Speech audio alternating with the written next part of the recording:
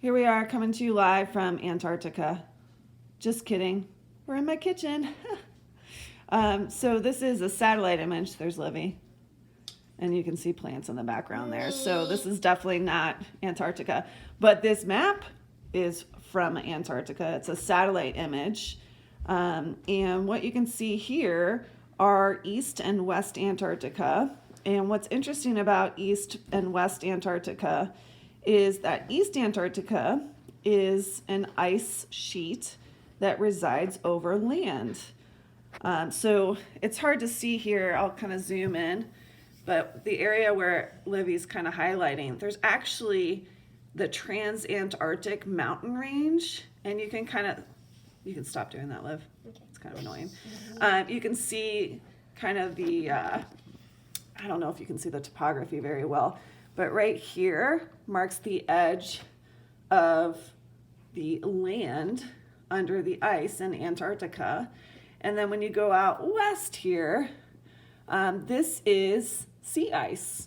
And so West Antarctica, that entire area, resides over the ocean. And so it creates kind of a complex system. I shouldn't say all of it. There's some land up here and there's some land down here, but the majority of West Antarctica resides over the ocean, which makes it sea ice. And so when we look at this ice sheet, it is massive and it is also complex in that we have both land and sea ice here in the South Pole.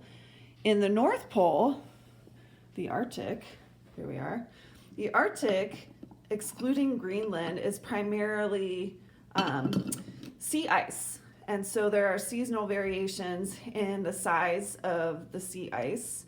In the winter months in the northern hemisphere, the sea ice expands and grows, covers a greater area of the oceans. In the summer months, it shrinks. And so what we're seeing, get it? Happening is as the Earth is warming, as the climate changes, we're starting to see faster melting in the Arctic and the Antarctic, which are contributing to rises in sea level. Now, there's a big misconception about sea level here that I want to address. Sea level is complicated. It's complicated in the sense that when we're talking about land ice melting, land ice does affect the depth of the oceans. It can change sea level because where does that meltwater flow? Well, it flows eventually through watersheds and out into the ocean. Now, sea ice is ice that is already displacing an equal volume of water. So when sea ice melts, it doesn't change sea level. And so to prove that, I have two kind of equal volumes of ice that are melting pretty rapidly here. And what I'm going to do is I'm going to put each piece of ice in a different area of my ocean basin. I'm going to put one on the land area. Let's see if I can do this without, and you can see my mock glacier is actually melting. Here's the sediment on the bottom. So I'm going to put one up here. And then I'm going to put the other out in the mock ocean here. And then what we're going to do is over the course of the day, measure the height of the sea level.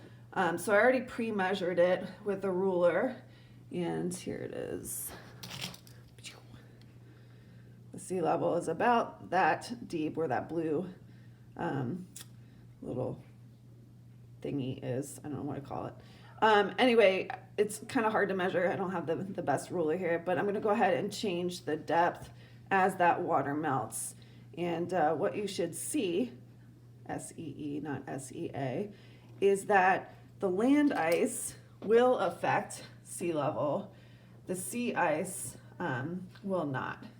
So obviously I can't record this in real time. So yeah, you just got to kind of believe me for my word here, or take me for my word. All right, one other thing I wanted to talk about or introduce is something that I have over here. And I kid you not, this is in my freezer. I know I'm a weirdo, but this ice core is from Antarctica. And if you don't believe me, you can email my friend Jason at Bird Polar Climate and Research Center, because look, there's a pea on my table. That's kind of weird. Anyway, back to the ice. That's what you get with small kids. Also this. I don't know what's happening here. Anyway, so my buddy Jason was cleaning out the very cold deep freezer at Bird Polar, and he emailed me and he's like, "Do you want some Antarctic ice?" And I was like, "Yeah, duh." And so he sent me 2 pieces of ice core. And so this is ice that was drilled in the South Pole. I don't know exactly where.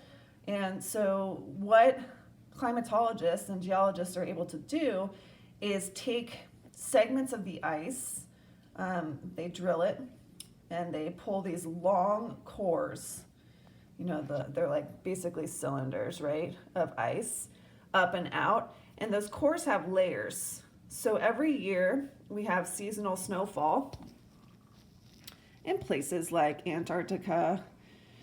And over time, although Antarctica is a desert, so I shouldn't use this as my example. This ice has been here for a very long time.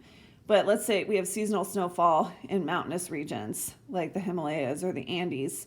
And every year that snow accumulates in layers and eventually is compacted and recrystallized as ice, which creates these interlocking, crazy complex textures that eventually make it glacial ice.